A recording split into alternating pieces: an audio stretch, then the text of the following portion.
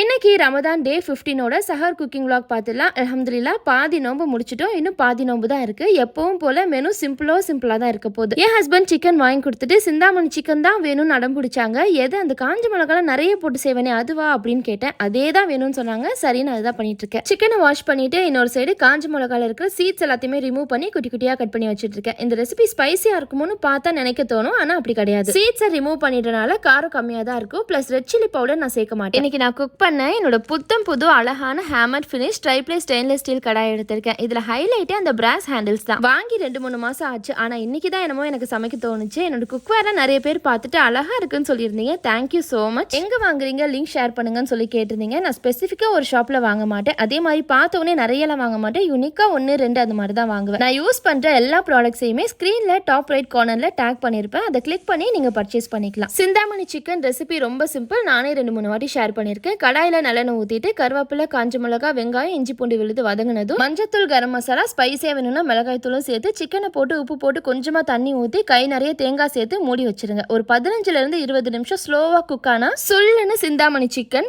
தயார். இது கூட தயிர் சாதம் சூப்பரா இருக்கும். ஸோ சஹருக்கு தயிர் சாதம் வச்சு இந்த சிக்கன் வச்சு சாப்பிட்டுடலாம். சிம்பிளா செஞ்ச மாதிரியும் இருக்கும், டேஸ்டா சாப்பிட்ட மாதிரியும் இருக்கும். இன்னொரு சைடு இஃப்தாருக்கு ஃப்ரூட்ஸ் எல்லாத்தையுமே கட் பண்ணிட்டு ஷர்பத் மட்டும் தான் போட்டிருக்கேன். இன்னைக்கு நோம்பு திறந்துட்டு ஒரு இடத்துக்கு போறோம். எங்க போறோம் அப்படிங்கறத அடுத்த vlogல ஷேர் பண்றேன். வீடியோ பிடிச்சிருந்தா யூடியூப்ல சப்ஸ்கிரைப் பண்ணிட்டு இன்ஸ்டாலையும் ஃபாலோ பண்ணிக்கோங்க. பாய்.